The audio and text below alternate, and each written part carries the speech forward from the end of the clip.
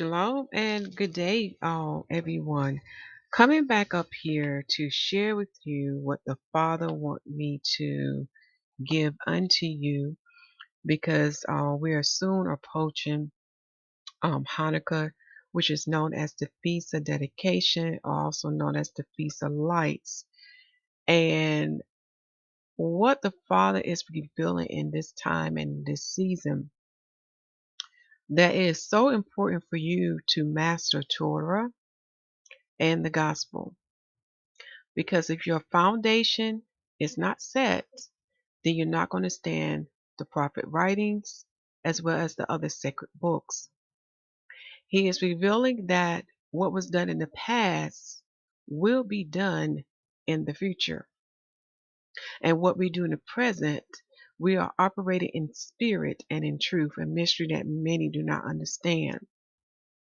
So the title of this word today is Hanukkah / Feast of Dedication / Lights in the Kingdom of Heaven to come upon the earth. Ezekiel Chapter 43. Take this time now to pause the screen to meditate on this title that I'm saying unto you. Ezekiel is one of the prophets that's given the blueprint of what we're going to do in the kingdom to come. Many are not aware that a new heaven and a new earth is coming, and many do not know what we will be doing in the Father kingdom, but it's given unto the prophets. Yes, it is given unto the prophets. And again, the prophets will put an end to a lot of foolish doctrines that's going on around here. And you'll see as we begin to read Ezekiel chapter 43, because some of my fellow brothers and sisters are running with certain things because they are ignoring his prophets. If they would read the prophets' writings, they would not be deceived by these crazy doctrines that's going on. And you'll see what I'm talking about when we get to Ezekiel chapter 43. Okay? So let's get this out the way. I will be sharing some copyright material with you today.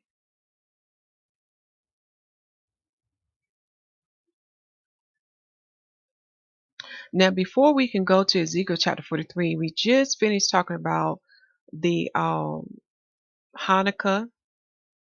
and the Thanksgiving offering because we know we're going to get there.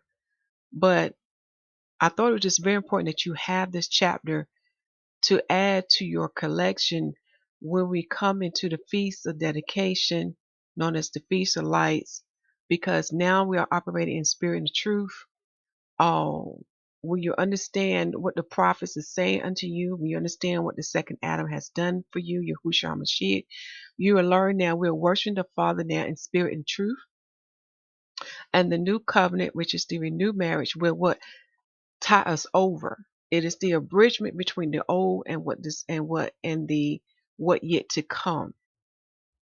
Because we understand that you are in the fourth beast kingdom.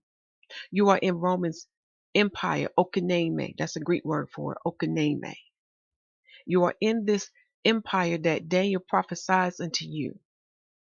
And the beast has set stumbling blocks or set things in your path that would keep you from keeping the covenant of Yah.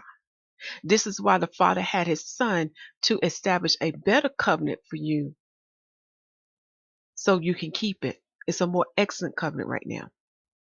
When you understand what the beasts have done, what he set before you in your path, because none of us could keep the original covenant that our Father set for us by our hand. Okay? So when we come into Hanukkah, how you keep it is in spirit and truth. A mystery that many don't understand. You would take this time to, instead of offering the sacrifices, you would take this time to get into the living sacrifice or into the living word, because that living word is your sacrifice. It is your bread, it is your wine. He is all.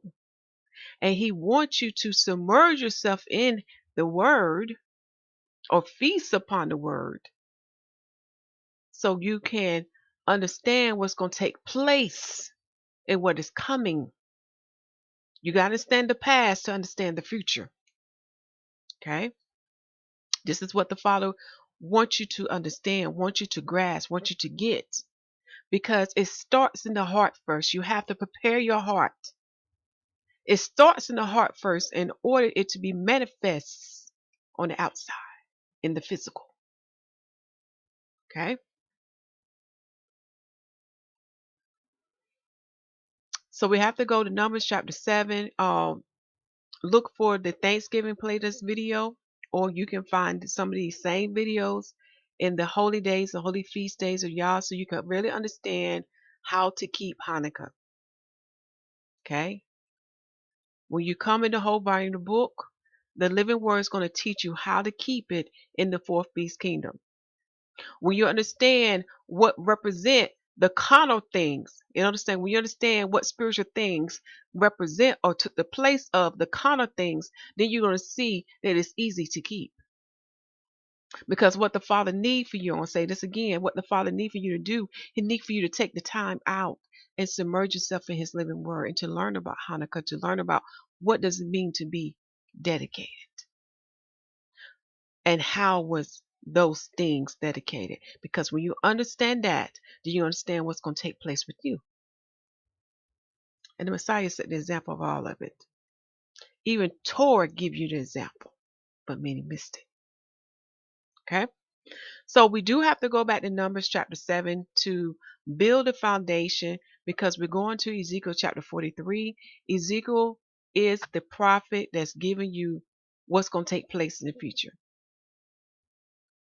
Unto the Roman Christians, I know you're not taught about this. You're only taught that everybody's going to go to heaven.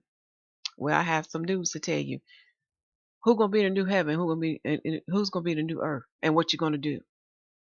Because the prophets are given the prophecies that would tell you what you're going to do in the new heaven and in the new earth. And to understand that, you have to go back to Genesis. Many don't understand about those two realms, what's going to take place, and what and then what yet to come. I don't want to spoil it, but if you understand Torah, then you understand what I'm talking about already, about the new heaven and the new earth. Okay. So Numbers chapter 7, I am reading from the 1611 Bible. I'm going to read a chapter summary to you first, because we're going to read about 3 verses from this chapter, which is going to set the foundation for Ezekiel chapter 43. The offering of the prince at the dedication of the tabernacle. There are several offerings at the dedication of the altar. Yah speaketh to Moses from the mercy seat. And I do have to make one correction. The video that we did recently was Hanukkah / dedication / lights and Thanksgiving, dealing with the prince and 12 princes of, and I'm sorry, dealing with the prince and the princes of Israel. Okay, that video would also tie into Hanukkah as well as into the Thanksgiving offering that would be offered in the kingdom to come. Because we're setting foundation right now, so you can understand our Father mindset, see what He see and hear what He hear. Okay, so Numbers chapter 7 is a very good chapter to read to understand about Hanukkah, where it began, because many are not aware that it began in the days of Moses, and then King Solomon also did it as well, and in the days of Nehemiah and Ezra, and most people know about the days of the Maccabees. We also know that the Messiah too also attended the Feast of Lights, and that is written in the Gospel. Okay, but many are not aware of the original foundation, where this all started, where it came from. And again, all these things come from heaven above. Okay, so we're gonna read verse 1 because it's very important. Okay, and verse 1 say, "And it came to pass on the day that Moshe had fully set up the tabernacle." Then this is the tent tabernacle, the house of Yah. He had fully set that up, and had anointed it and sanctified it, and all the instruments thereof, both the altar and all the vessels thereof, and had anointed them and sanctified them. You want to highlight that, because those who have access to the 1611, I am urging my brothers and sisters, get that 1611. That is the book to use against the other book. In other words, that is the book to precept with the other books. That is your foundation. Remember your biblical prophecy. In Torah, it said the king, who is what? King James. His actual name is King Yaqub. He is the descendant of Israel. And it's written in Torah that the king should have a copy of the book. That is one prophecy or one commandment or instruction. Then when you get into the gospel, it is prophesied that the gospel will be what? Published to all nations. This is the only book that has crossed into all countries, has been translated into all languages. This is the only book that has done that. No other book has done that. This is why I'm urging you to get a copy of that 1611. Okay? So verse 1, when you get to it, is telling you to go to Exodus chapter 40, verse 18. But it's actually chapter 17. Sometimes with the side note, there might be a misprint, but I learned to always read higher up and read lower to make sure I have the right verse. And you can see why it's telling you to go to Exodus chapter 40. I highly recommend that you read chapter 40 because then you're going to understand Ezekiel chapter 43, what's going to take place in the future. Okay? But notice here, after Moshe has built the tabernacle of Yah, or the house of Yah, which is what at that time was a tent tabernacle. Notice what had to take place. It had to be anointed. It had to be sanctified. This word sanctify you want to highlight because there's a number associated with sanctification. Okay, for those who've been following the channel, and I've been teaching you about some of the numbers and what they mean. Okay. Also, the instruments as well as the altar had to be what? Anointed and sanctified, as well as the vessels. Okay. This is what dedication is. In other words, these things are what? Set apart. Only unto Yah. Cannot be used for no one else. It's only for Yah ministry. I'm giving you a little hint what's going to take place with you. Because in the new covenant, in the renewed marriage, the Messiah says, unto us, we are the tabernacle. So how do you become dedicated unto the Father? How do you become holy? How do you become anointed and sanctified? Okay. The next verse we're going to read before we give the date when this took place. Okay. We're going to go down to verse 10. This is very important. Dealing with the princes of Israel. Okay. I went past verse 10. Forgive me, y'all.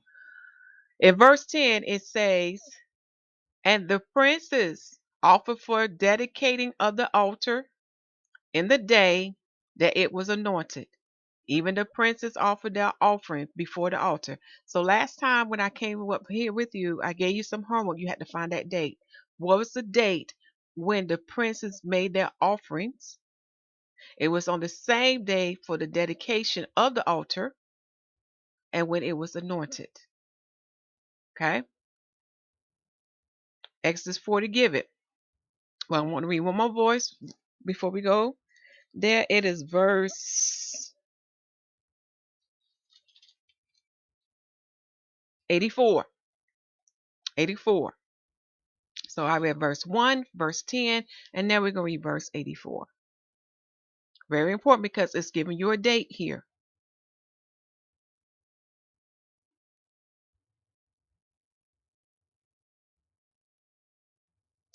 And it says, this was the dedication of the altar in the day when it was anointed by the princes of Israel. So what was that day when the altar was anointed, dedicated? Okay. 12 chargers of silver, 12 silver bowls, 12 spoons of gold. So now we're going to go to Exodus chapter 40 because by now you should have that homework completed. You should already know what that date is. But those who are just watching this video for the first time, now you're seeing how we are reading the Bible, or what the prophet Isaiah said unto us. He said what? By precept upon precept, line upon line. And then you can see the bigger picture here.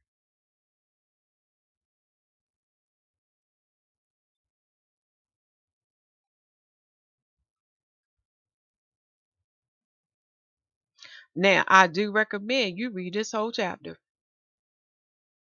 Read this whole chapter because it's going to relate to Ezekiel chapter 43. That is your homework. I know we might come back to a certain verse in this chapter, okay? But that's your homework because you're going to see it was given in Torah. It was given in the past.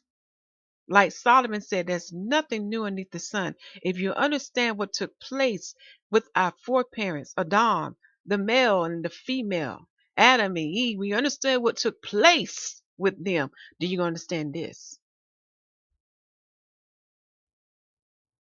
Okay. So I know the verse said to go to 18, but you have to read higher up to get the date. And it's in verse 17. And verse 17 says unto us, and it came to pass in the first month, in the second year, on the first day of the month, that the tabernacle was reared up. Okay, so we're going to pause there because now we have our date. What is the date? It's the first month. Now, this is in the days of the Israelites. Remember what the Father told to Moshe in Exodus chapter 12. It's not based on the Adamic calendar now. Now it's based on the Israelite calendar. So the first month of the Israelite is Aviv.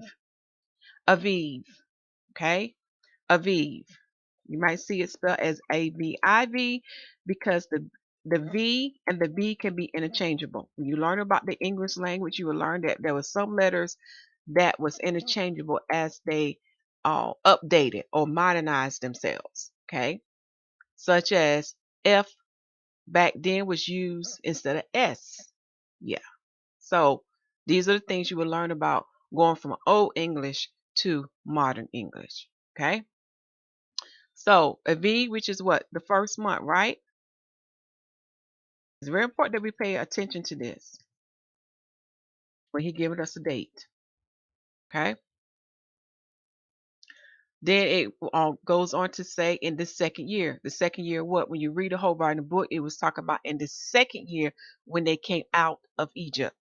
Okay. So in the second year when they came out of Egypt,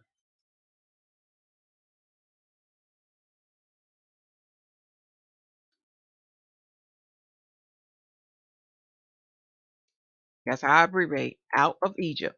Okay. And then the next part it gives us is said on the first day of the month. So this is a new moon day. A new moon day, y'all.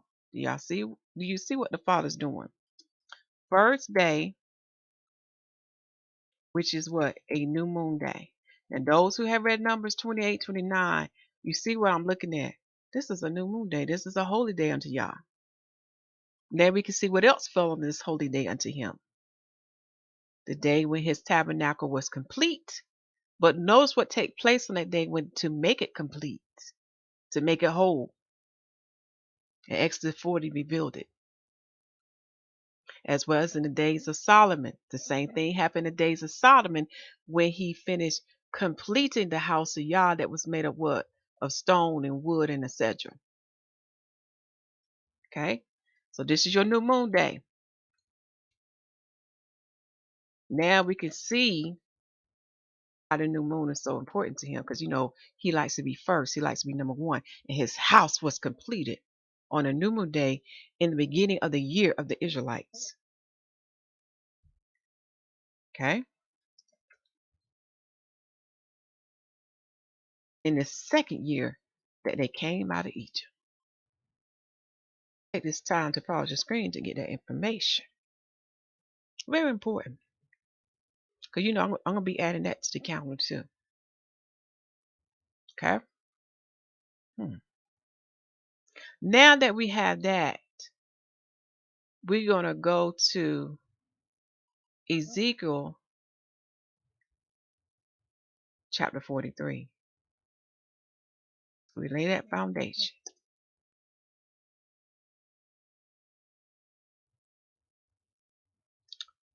So we know Moses' day of dedication was in Aviv. Solomon day of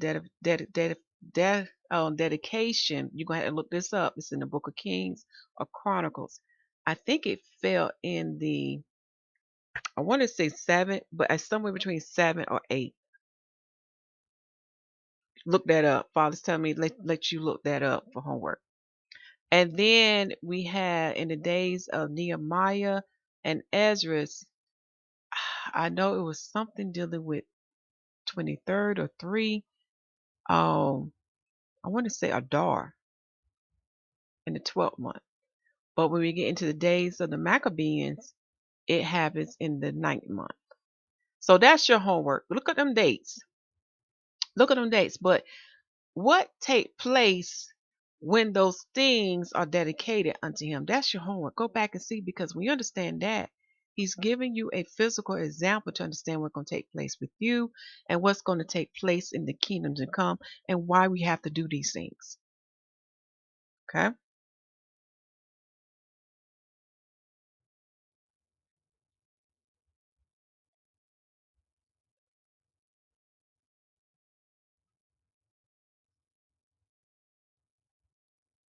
As we go there, Father's telling me you have to learn these things first. Get them in your heart first. Then you can practice. He don't expect you to be perfect by your hand. And when you understand this kingdom, none of us can keep it perfectly by our hand. This is why we operate in spirit and truth. When we operate in spirit and truth, then you are keeping it perfectly unto him. Mysteries. Okay. Before we proceed, I forgot to give you the date, which is important for today. Today, this word is being done on the heathen date known as December the 25th in the year of 2021 AD. And we know this is a pagan day unto them. They're heathens. Okay. But when we convert that day into our Father's Day, we are in his 9th month. And the reason why we're in his 9th month, we follow the prophets of Yah, such as Enoch. And Enoch has given us a 358 rule. So this is why we had a 13th month added in the year of 2020 to 2021. Now, the Jewish who you had, they did not do that. They will be adding a 13th month in the year of 2021 to 2022. Okay, they will be. But you will see, according to their records, instead of them having 358, they would get like 36, something like that, 36. So I can't remember what that third year going to be. But I do have a copy of their records, and all you have to do is do the math. It's very simple. Math don't lie when it's done correctly. Okay. So you would see that they do not follow the prophets, Yah. They follow the customs and the traditions of their forefathers, which is the oral law known as the Talmud. And this is why the Father called them the synagogue of Satan, because those are the doctrines of Satan. That did not come from heaven above. That came from Satan himself. Again, when you read that gospel, you will see a lot of things. And they was taught by the Pharisees. Ain't it kind of ironic? Yeah, the Pharisees taught them. Hmm. Okay. So this is why the Bible calls them the synagogue of Satan, based on the doctrines they are following. Okay. Now we are in Ezekiel chapter 43. The chapter summary says this: the returning of the glory of Yah into the temple. You want to highlight that. It said returning. The returning, okay, of the glory of Yah into the temple.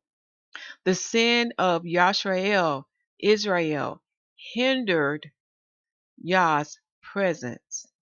Don't that kind of sound familiar in the gospel? What will hinder of his spirit dwelling in you?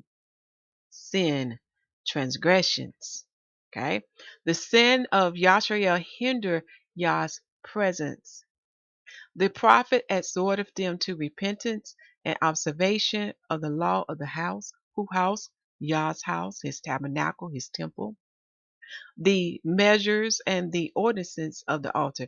This is the part that you want to highlight, because when we get into the altar, you're going to see a lot of similarities of what was done in the old. Okay? Moses, Solomon, Nehemiah, Ezra, and Maccabees. And also in the days of the Messiah. All right. Let us get going. Oh, I forgot to finish converting the date. Forgive me, y'all. So I gave you the heathen date. We are in the 9th month of the Most High Calendar. This month is known as Shalum. Far as the day, we are on the 20th day of the moon. Far as the day of the sun, SUN, we are in the sun's 10th month and 3rd day. Far as the Father Day, it falls on 2 of the heathen days. Okay, because remember the Father start his day from sundown to sundown. And the channel just did 3 videos to go in depth why his day is started from sundown to sundown. You want to take a look at that. Okay? You want to take a look at that because Father's giving us a little bit more to add to the calendar because there were some rules set place. Okay? And 2 of the holy days that follow that rule are your Passover day, Peshat, and Atonement, Yom Kippur. Okay? So the Father Day of today falls on the heathen day known as December the 24th at sundown to December the 25th at sundown. And now we are in the winter season. We just had the sun enter into the 10th sign of Mazzaroth on the 17th day, okay, of the 9th month. So your first day of winter starts on the 18th day of the moon and the first day of the sun's 10th month. Go to the video description box to click on the calendar to have access to our Father calendar. And remember, the calendar should be free unto you. And whoever is teaching you the calendar, remember it consists of 3 lights: the sun, the moon, and Mazzaroth. So you see what I did? I'm giving y'all 3 lights here. Okay. We are still in the season of rain. So the first rain has just started in the 8th month. So that is still ongoing. Okay. Far as the year, we are in the 8th day from Adam, which is the 13th day from creation. Far as the date of the prophecies, we are in the 5th day of the 7-day prophecy, if I remember correctly. And we are in the 8th day of Enoch 10-week prophecy. So as you see, we don't have long. Things are winding down. Okay. All right. So check that calendar out, y'all. Let us start reading. And afterward, he's brought me to the gate, even the gate that looketh towards the east. This east gate is very important, y'all. You want to get familiar about these gates in his house. Okay? And you'll see why when you read the prophet's writings, such as Ezekiel chapter 40 to 48. So even the gate that looketh towards the east. And behold, the glory of Yasharal came from the way of the east, and his voice was like a noise of many waters, and the earth shined with his glory. You want to highlight that verse. Highlight it. Very important. Notice this. His glory is going to come where, y'all? From the east. From the east. And when it comes, his voice is going to be like many waters. And the earth is going to shine with his glory. It's telling you something. And the only way to understand this, you're going to have to go back to Exodus chapter 40.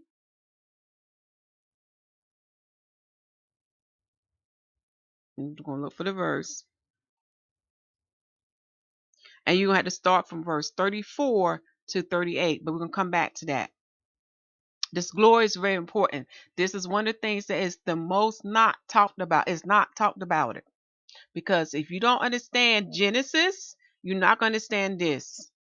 If you don't understand what took place with our foreparents and how he made them in his image, then you're not going to understand this.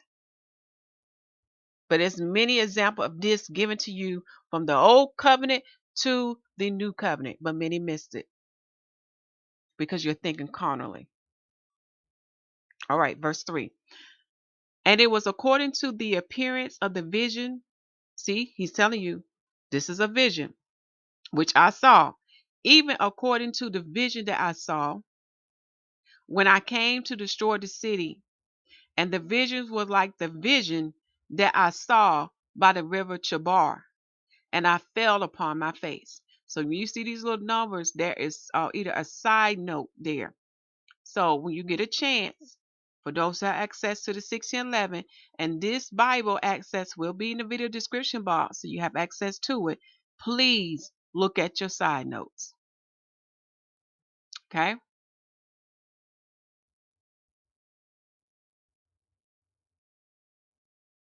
Then we go to verse 4.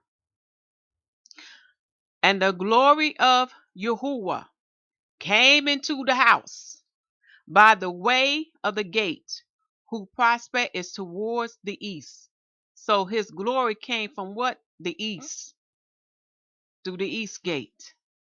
His glory, this is very important, into the house. What is the house? The tabernacle, the place of his dwelling. 5. So the Spirit took me up and brought me into the inner court, and behold, the glory of Yahuwah filled the house. And I heard him speaking unto me out of the house, and the man stood by me. Where have we seen the glory of Yah filling his house? It's in Torah. So you go back to Exodus chapter 40, you will find this in the days of Moshe. Then a cloud covered the tent of the congregation. See, the tent of the congregation is the tabernacle that Moshe built in that day. And it goes on to say, and the glory of Yahuwah filled the tabernacle. Do you see what King Solomon said? There's nothing new beneath the sun. Even he did it in the days of Moshe. Now, what Ezekiel is telling us is going to be done in the what to come. Okay.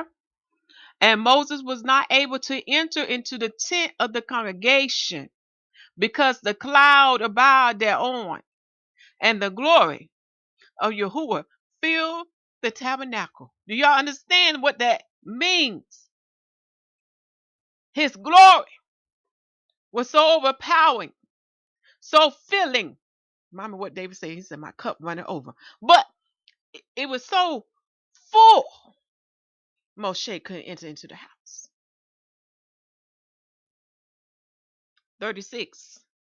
And when the cloud was taken up from over the tabernacle, the children of Yashael went onward in all their journeys.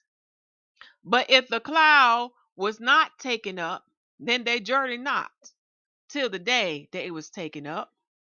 For the cloud of Yahuwah was upon the tabernacle by day, and fire was on it by night, in the sight of all the house of Yashael throughout all their journeys. As I'm reading this, it's reminding me of what's said by, I think, in Isaiah chapter 4.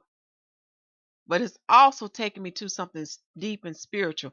What did the cloud represent? Water. What did the fire represent? Ruach, spirit. He that comes after John the Baptist is greater than John, for he shall baptize you with what? The spirit, the Ruach, and with fire. It's also taking me further back to Genesis with the two judgments. First judgment is what? The flood. He cleansed the earth with water. The same way we enter into the new covenant, we are what? Baptized with water to be cleansed. And then fire. Fire shall what? Purify you, to remove the impurities, to make you anew, to return you back to the original creature that he made you to be. These are the things that I see as I read the living word. Hallelujah.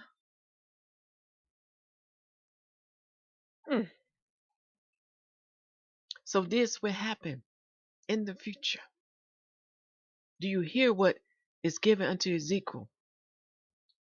So as we enter to the feast of dedication known as Hanukkah, which would start on the heathen date, on December the 29th at sundown. That's the first day. For it is a 8-day feast, an 8-day feast unto Yah. Okay? And it starts on the 25th day of the moon. As far as the date of the sun, it falls on the sun's 10th month and 8th day. Okay? I'm going to say this again so you have this in your notes so you know when Hanukkah, the feast of dedication, known as the Feast of Light, when it began. It shall begin on the 25th day of the ninth moon. Far as the date of the sun, it shall fall on the sun's 10th day and 10th month and 8th day.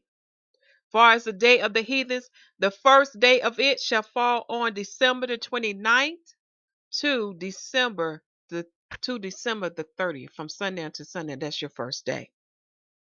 And it is a holy convocation day, is a day of rest unto Yah.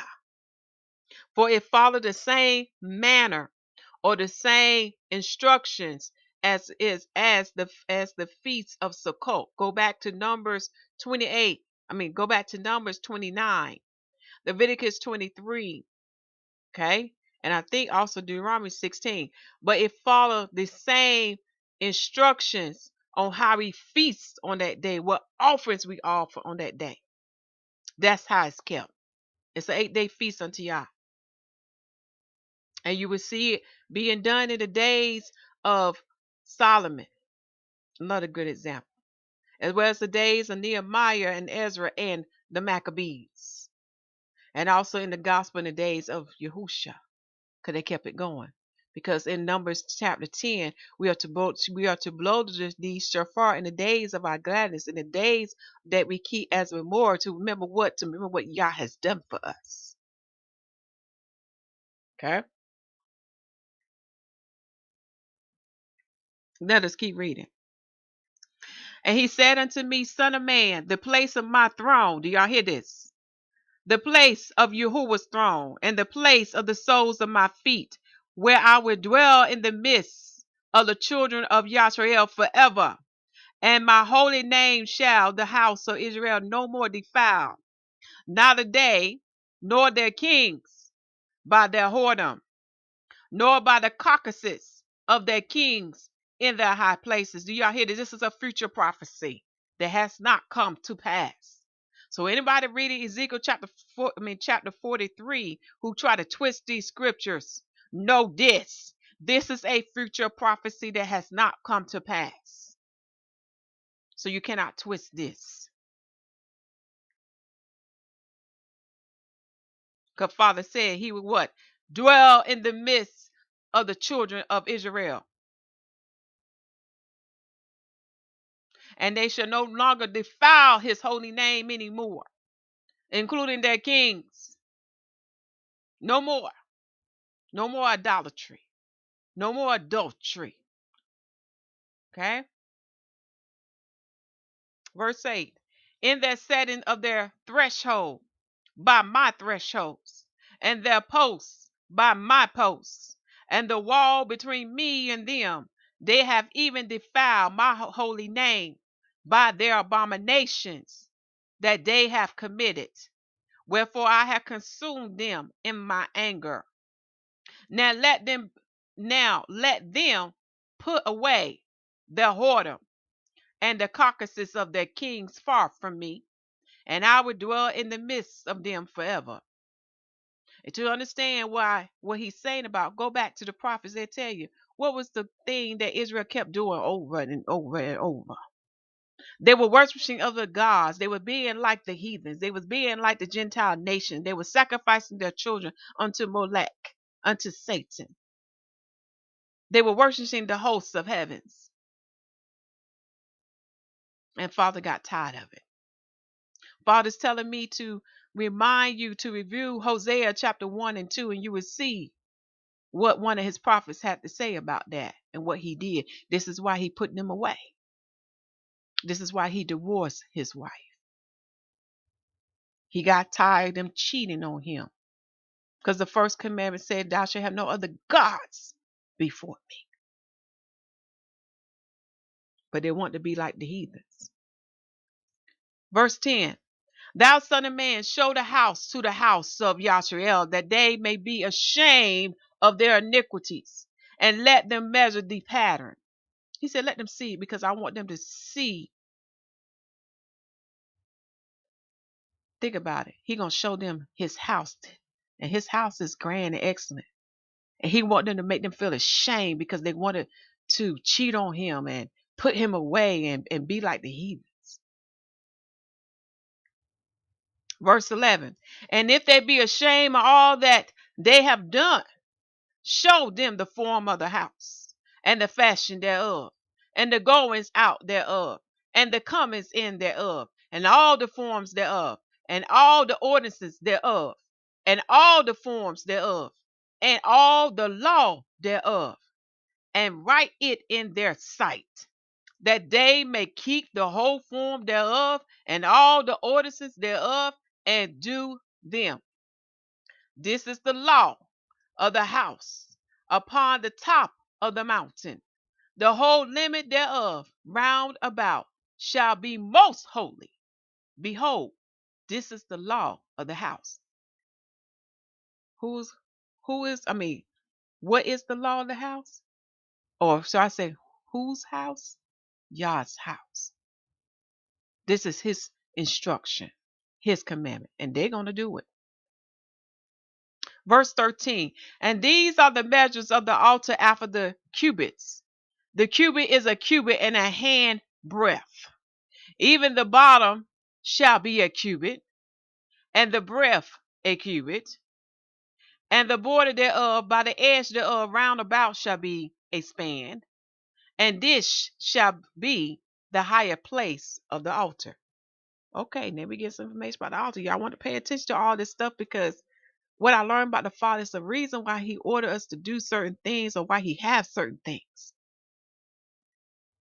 Verse 14, and from the bottom upon the ground, even to the lower settle, shall 2 cubits, and the breadth 1 cubit, and from the lesser settle even to the greater settle shall be 4 cubits, and the breadth 1 cubit. So the altar shall be 4 cubits, and from the altar and upward shall be 4 horns. You know what the horns represent? It's on the channel on the main page to understand why the horns are used. 4. 4 is already reminding me of something. Let's keep on reading. And the altar shall be what? 12 cubits long, 12 broad, square in the 4 squares thereof. Now most of us know what 12 tie into, but what do 4 tie into? Something to meditate on. I'm going to go ahead and give it to you. When I think of 4, I meditate, I think of the 4 corners, the east, the south, the west, the north. I think of the gates that we would come in to worship according to the holy day, whether it's a new moon day, Sabbath day, or a solemn feast day. Okay. Like I said, remind me of stuff. Verse 17, and the saddle shall be 4 cubits long. Father, tell me about it. And I also think about the number of hours that the Messiah was upon the cross. He went on the cross upon what? The 6th hour, and he came off what? The 9th hour. So when we count the total numbers, the 6th hour, the 7th hour, the 8th hour, the 9th hour, you hold your fingers up, you get 4. And the difference between 6 and 9 is what? 3 hours. But when you count all the numbers, when you're not doing a difference, when you're doing a total, you get 4. Okay. Like I said. Also with the day that the lamb shall dwell with us, what? We get the lamb on a V10 and on the V14. Oh, he is sacrificed at the going down of the sun, and the going down of the sun comes between the 2 evenings. But when you do a difference, now I can say a difference between 10 and 4, 10 and 14, you get 4 days. Then the 4 days represent his ministry, or when he would be preaching the gospel, for he would preach the gospel for 3.5 years, align up to his age of 33.5, which line up to the 3.5 years when the 2 witnesses shall prophesy, because in that 4th year, which is in the halfway part of that year, they shall be resurrected. That's what I see. I see 4. Okay. But anyway, 18. And he said unto me, Son of man, thus saith Yahuwah Elohim, these are the ordinances of the altar in the day when they shall make it to offer burnt offerings thereon, and to sprinkle blood thereon. Now, this verse right here, we're going to confirm to you they will be doing animal sacrifice.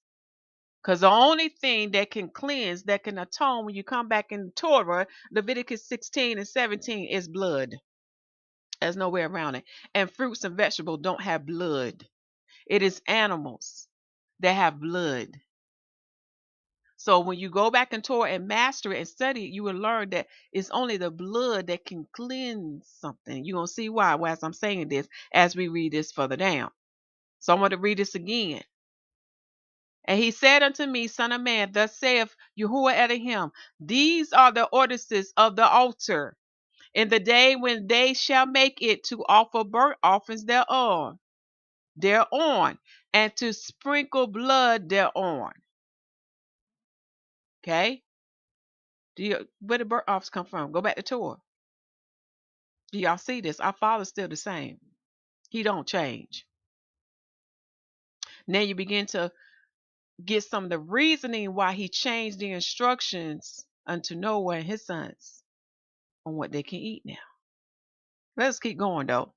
And thou shalt give to the priests, the Levites, that be of the seed of Zadok, which approach unto me to minister unto me, saith Yahuwah Elohim, a young bullock for a sin offering. Again, how we know this future prophecy? The seed of the Zadok is going to be the only one to minister unto y'all. Right now, we are under the Messiah's priesthood. They have not been restored back to their proper place. I'm talking about the sons of Levi and the sons of Aaron. They have not been restored to their proper place yet. So this is a future prophecy. No one can twist this. If they twist it, Father gonna get you for adding and taking away. He gonna get you. So I'm warning you. You twist this, he gonna get you. Okay? So notice here, a young bullock is offered for a sin off. Go back to Torah, just ask yourself why it has to be a bullock for a sin offering. Go back to Torah to understand these things. Verse 20, and thou shalt take of the blood thereof, and put it on the four corners of it, and on the four corners of the saddle, and upon the border round about. Thus saith thou, cleanse and purge it. So now we're seeing the reason for the blood, the reason for the animal sacrifice, because the blood is used to cleanse and purge what? The altar. Let me make sure I look at this right. And the place where they put the blood at. Okay?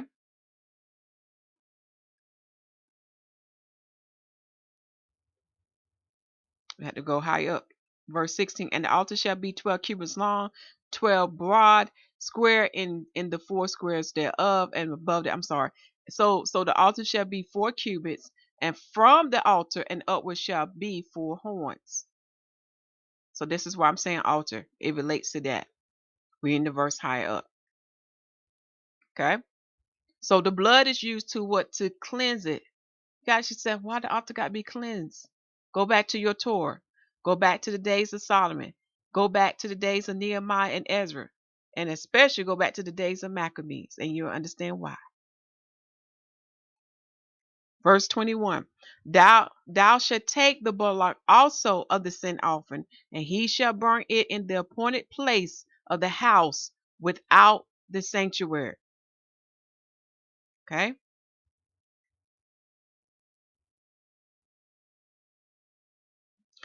And on the second day, thou shalt offer a kid of the goats without blemish for a sin offering, and they shall cleanse the altar as they did cleanse it with the bullock. So this is day 2. This is very important. I want you to listen up. You can see why. And when they has made an end of cleansing it, thou shalt offer a young bullock without blemish, and a ram out of the flock without blemish. And thou shalt offer them before Yahuwah, and the priest shall cast salt upon them, and they shall offer them up for a burnt offering unto Yahuwah. 7 days, y'all hear this? 7 days shall thou prepare every day a goat for a sin offering. They shall also, they shall also prepare a young bullock and a ram out of the flock without blemish. Notice here, 7 days. It's very important because to y'all, I see a lot of things connected with this. But this is your feast of dedication right here,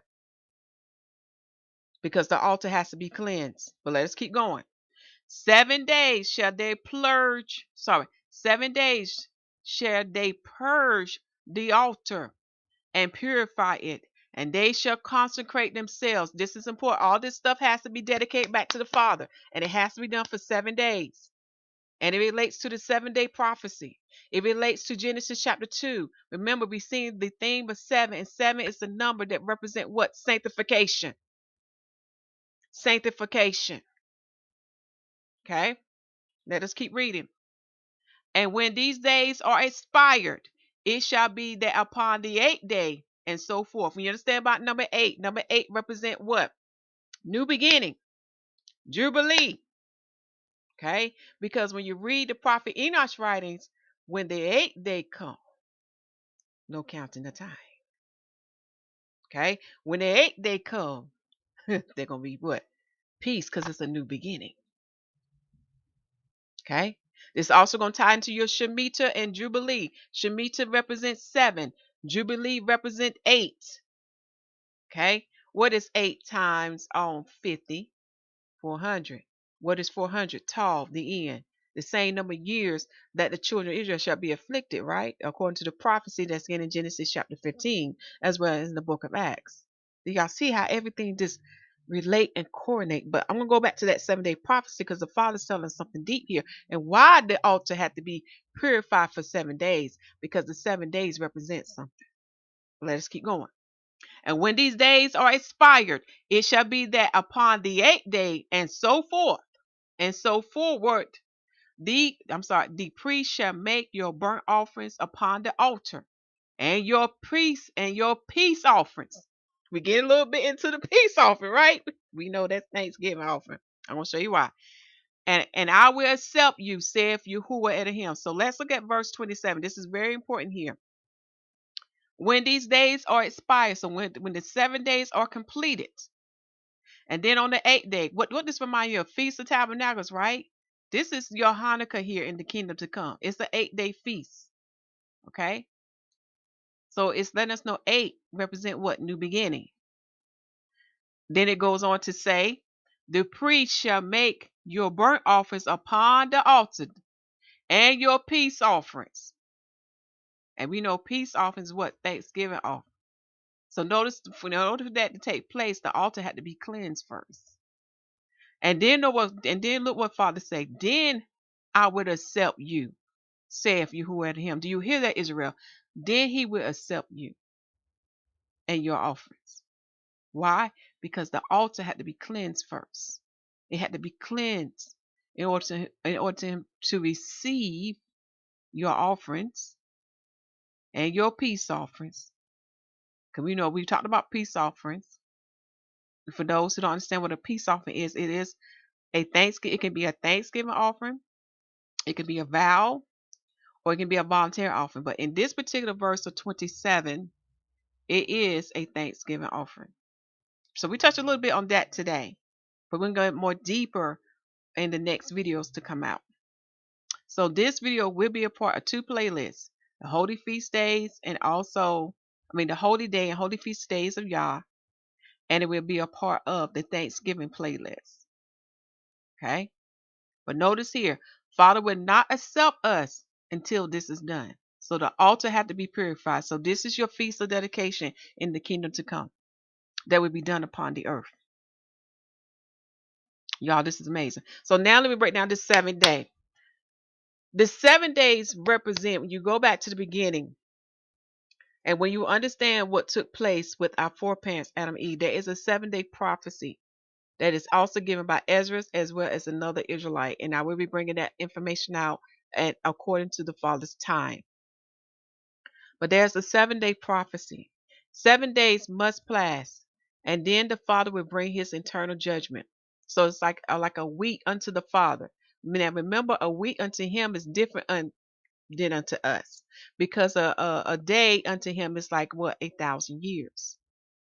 Okay, so you can say 7,000 years must pass. Then the Father will bring his what, eternal judgment upon all. That's angel and mankind.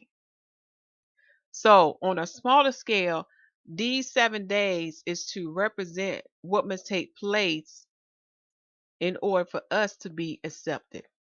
Because you think about it, in creation, Father made everything in 6 days, and on the seventh day he rested. Now we know on the sixth day Adam fell, so another whole week had to uh, go forth. It has to pass, and we're getting close to the end of that week, y'all. Okay, for those who keep a record of time. Okay, and soon, according to my father's time, I'm going back in the timeline. I'm going to show y'all what I'm talking about. But we are in the second week right now. The second week. And let me write this down. We are in, let me write this down, y'all. Let's see here. Okay. So we are in, I know I gave y'all the 8th day of Adam, which is the 13th day of creation. So we are in the 6th day of the second week. The 6th day of the second week. Do y'all see this? We don't have long. Which is the 8th week of Enoch's 10-week prophecy. Okay. Soon we shall be approaching the 8th day. Soon. Right now we're in the 6th day of the week, of the second week. Okay. Soon we shall be approaching the 8th day. 8th day represent what? New beginning, liberty, jubilee, all the lights, being free, not oppressed, not vexed, where we can keep the covenant of Yah, we can worship and serve Father in peace.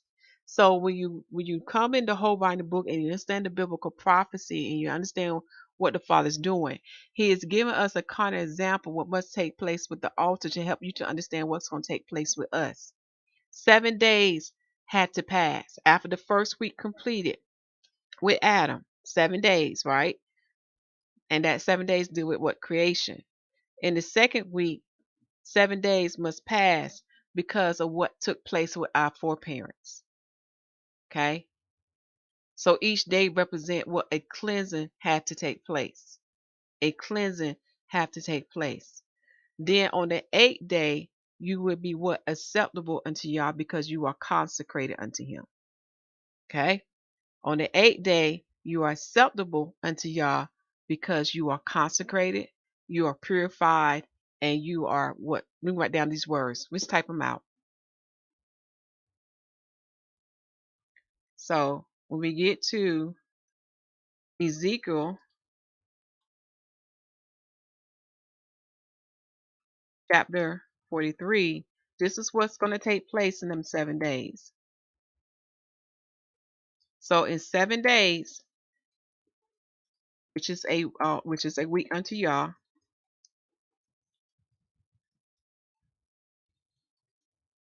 and we know that week unto Yah is what? 7,000 years. Okay,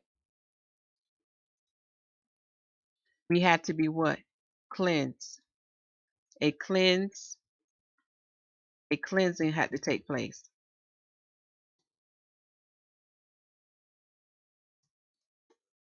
for 7 days. Okay.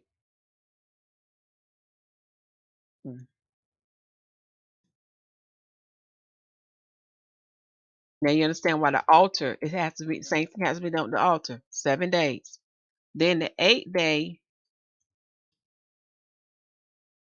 you are now acceptable unto Yah, just like that altar.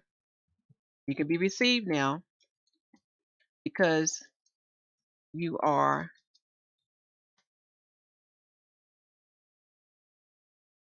I'll write down these words.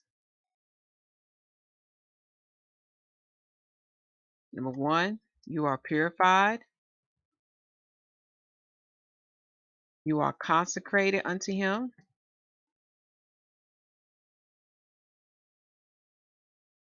You are dedicated.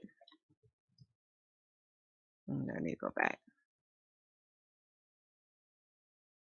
Sanctified.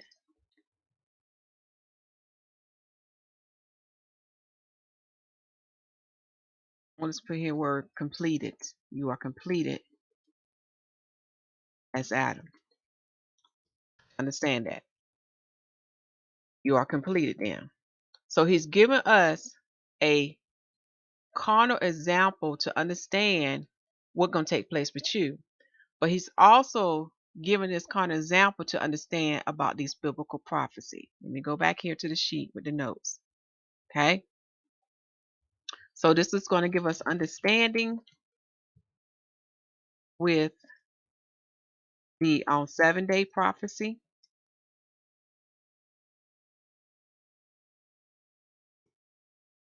Also with the within Enoch 10-week prophecy. Okay. Meaning that the first week is what? 7 days unto Yah. This is very important. You got to understand Yah unit. 7 days unto Yah is dealing with what? Creation and Sabbath. But our foreparents failed. So another week has to pass. So in the second week, which we are in now,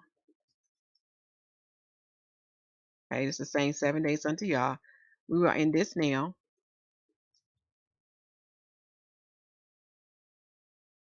This is why Zechariah said, dealing with Israel, okay, to help, and this is also applied to Gentiles as well, that a purification or a trial has to take place. In other words, dealing with the being tried and refined by fire, just like gold and silver is tried and refined by fire. So tried and refined by fire has to take place. Okay. Okay. And when that happens, it yields you being anew. Okay. And when you are anew, it brings you back to the status of Adam. Because Adam is what? Made in the image, made in their image. When I speak on Adam in this verse or this sentence, the context I'm talking about is the male and female, Genesis chapter 5. So we'll go back to operating in that image. Okay, so meaning we're going to operate in their image. In other words, we're going to do as they do now. We're not going to sway to the left, nor we're going to sway to the right. We're going to stay on that path of righteousness. Okay. So this is where we at now. Okay. We'll highlight that. This is where we at. I need to put here, I think that's Zechariah chapter 13. Check that out. I want to check my book just to make sure. But I believe it's Zechariah chapter 13. And also what the Messiah says in the book of John chapter 16. I think it starts with verse 30, 31, 32, something like that. To understand about these tribulations we're going through. Okay, we're going through this tribulation because it's going to try us and refine us. Okay, we're going through the fire. Just as gold and silver is put in the fire to remove our impurities. So the impurities represent what? Our sins, our transgressions. And in order for that to be removed, you have to receive the new covenant, which is his son. Okay, because when you receive him, can you overcome the world? Like I said, it's a lot of things attached to this, but I'm just giving highlights. But it goes a lot more deeper. Okay, because when you receive him, it goes back to what took place in Genesis chapter 1 and chapter 2. Like I said, it's a lot to this. Let's see here. I'm gonna give y'all what Zechariah. See here, Zechariah 13. and you want to read verse 7 through 9. 7 through 9. It's always good to read a whole chapter. I like reading a whole chapter. So this is where we at now. So in the third week to come,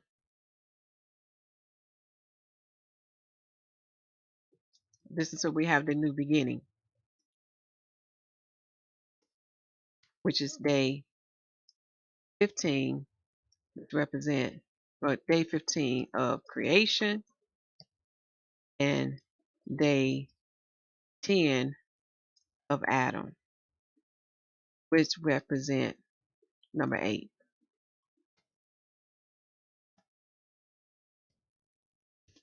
Okay, so I gave y'all a little nugget today. This was a mystery that I'm giving. I hope you understand this mystery that I'm giving unto you. It's this something to meditate. The only way you're gonna understand this, you have to come in the whole volume of the book. Okay.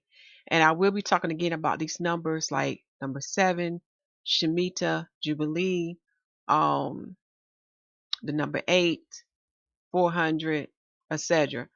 Because now you're seeing how all of this is what's the word I'm looking for, y'all? How all of this is connected. That's why the Father is telling us as we go through these feast days and holy days, it is a lesson, it is a mystery that He's revealing unto us to help you understand, excuse me, y'all, what is going to take place with you. And unfortunately, a lot of people not hitting on these mysteries because these mysteries come by the Spirit only. Okay. This is what is so important. They come by the Spirit only. So, I'm just taking out some of the bold and stuff. So, it's very important that you understand your first week we deal with creation and Sabbath, okay? And then your second week, which we are in now, and then pretty soon the second week is closing, okay? Oh, it's closing. It's yes, it's really getting close. Soon we'll be entering into the third week. And in that third week, and y'all, it's going to be so much better. The kingdom of heaven will be upon the earth, and the unrighteous will no longer be ruling anymore. But right now, some things is going to have to take place in the second week in order for us to get to the third week, meaning that this is the week that the Messiah will be coming back and getting the earth in check. That's done with his millennial reign. Okay, so I did tell you we are in with the second week. Oh, not that. In the second week of where we are at with the Father, we are in the 6th day of the week of the second. Okay, I'm gonna just type out of the second week. That's where we at. Okay, so y'all, we don't have long. All right. Now you can start seeing why we have certain formulas in the calendar. For example, New Moon Day is day 1. We add 7 to number 1, but we get what 8 to represent what the first Sabbath. Do y'all see that concept? Like I said, I see how all these numbers are tied in together. I hope that this lesson has been very edifying unto you. I hope that you see what is going to take place in the kingdom to come. That the feast of dedication is there, okay, but it's revealed, by reading the scriptures. But most importantly, that 16:11 is going to help you to see that. Okay, all right, y'all. Love you all. Continue to preach that the kingdom of heaven is at hand, for it's truly at hand. Make sure the people receive salvation as written in Romans chapter 10. For the Lamb set the example of the water baptism and the Holy Spirit baptism, and He had made it easy for us. So if you have no one that can baptize you, well, you can do it yourself. Exercise your faith with works. For where there's water, you can be baptized. You can do it in your bathroom, the swimming pool, a river, lake, or ocean. Okay. Because the water is the second witness in the earth. His heavens is a witness, and his earth is a witness unto Yah, our Father in heaven, and they can report back unto him of those who had entered into the covenant. Okay? Very important to know this. Many people don't understand spiritual things. Okay? These things are alive. They can talk, but only the Father can permit them to speak before you, but they talking to him. Okay? And the same is with the Holy Spirit baptism. He made that easy too, because it's written in the gospel. He said, what? If you ask, you shall be given. If you knock, the door shall be open. If you seek, you shall find. Okay? So with the Holy Spirit baptism, all you have to do is ask our Father, and he will give it unto you, but it's according to your heart, your faith, and your works. So don't stress out when Hanukkah comes. Okay, I gave you the date. If not, go to the video description box, click on the calendar, and you'll see the date. But what he wants you to do is to get in his living word, learn about what is Hanukkah, what does it mean to for those things to be dedicated to him. Because when you understand that, then you understand about yourself. What does it mean for you to be dedicated to him? What does it mean that you are his tabernacle? I mean, you are his tabernacle, his temple, his house. What does it mean, and what makes you his house? And it's given in Exodus 40, as well as given in Ezekiel 43. Okay? And Father want me to go ahead and give this to you. When his spirit dwell in you, that's what makes you his house. So he has given us what? A carnal example or a physical example. You can say an earthly example, so you can understand the spiritual things. Love you all, and shalom.